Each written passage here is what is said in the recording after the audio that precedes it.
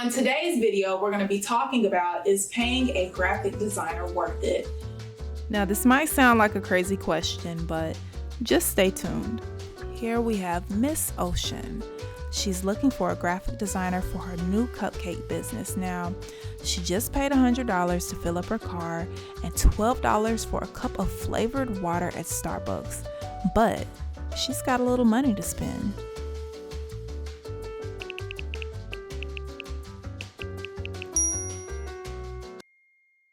Hi guys, welcome to my channel. My name is Lake with Align Holistic Design. Now, some of you guys might know me as a DJ, others as a graphic designer, brand designer, but what we're going to be focusing on this channel now is graphic design and, again, brand design. I want to keep it real with y'all. I know that in this economic climate that we're in, everything is high. People are raising their rates.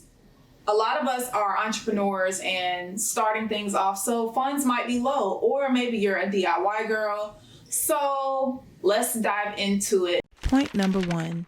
If you're a DIY girl, you might not need a designer yet.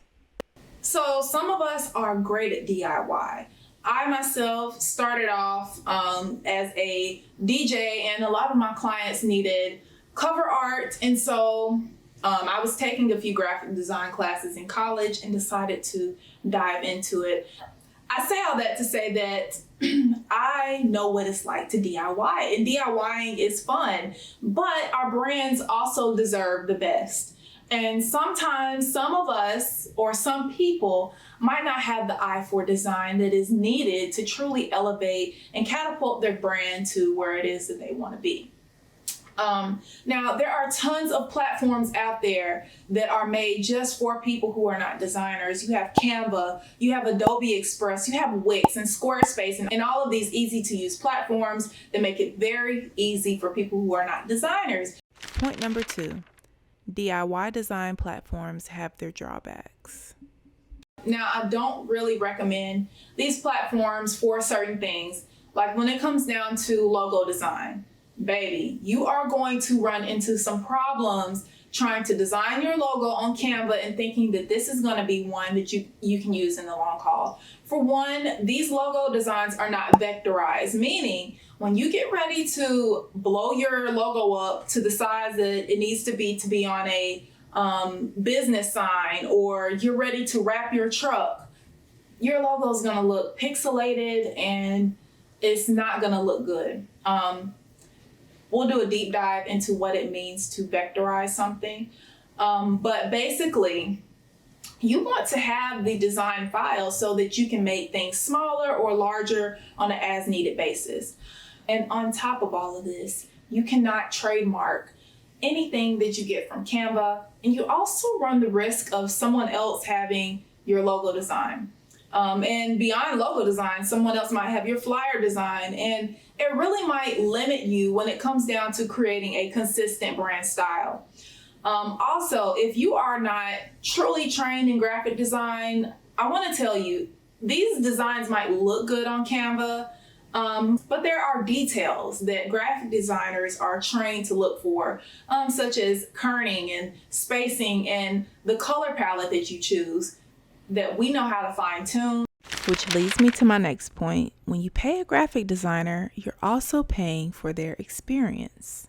Even myself, I can go and look back at some of the designs that I did 3 years ago, 5 years ago, and they do not compare at all to where I am as a graphic designer.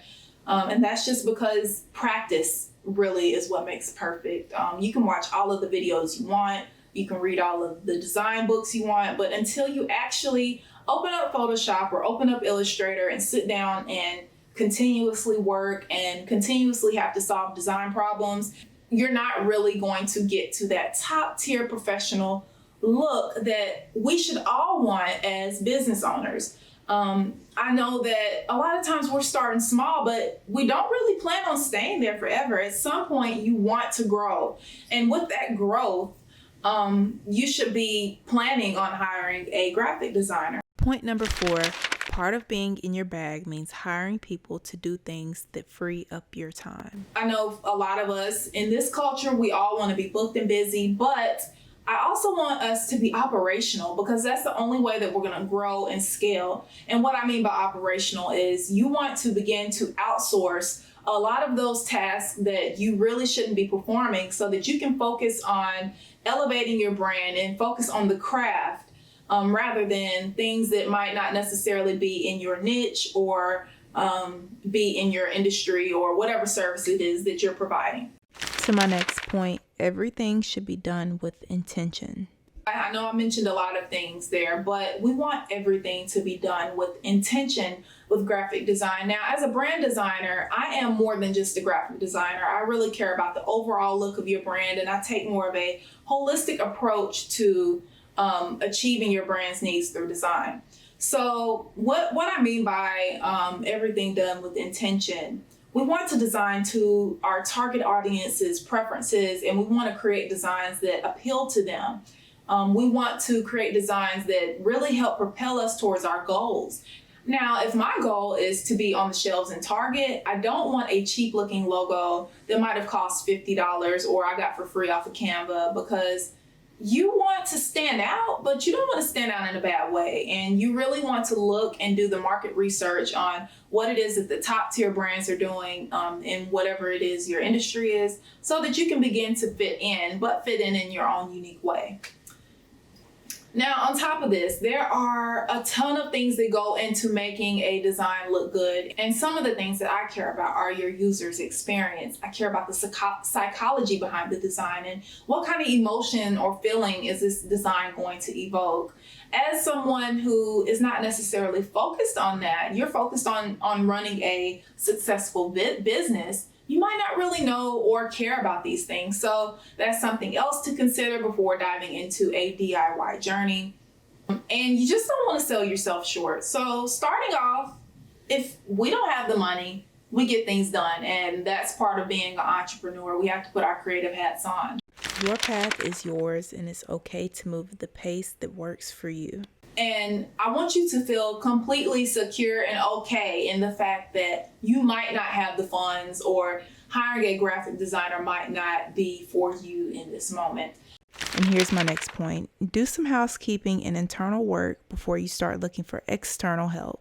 I also want to add to the fact that everyone is not truly ready to work with a real graphic designer who can elevate their brand's identity. Because if you're offering services that are not top tier, why would you need top tier brand identity? Because what I'm going to do is I'm going to go in and I'm going to make you look elite.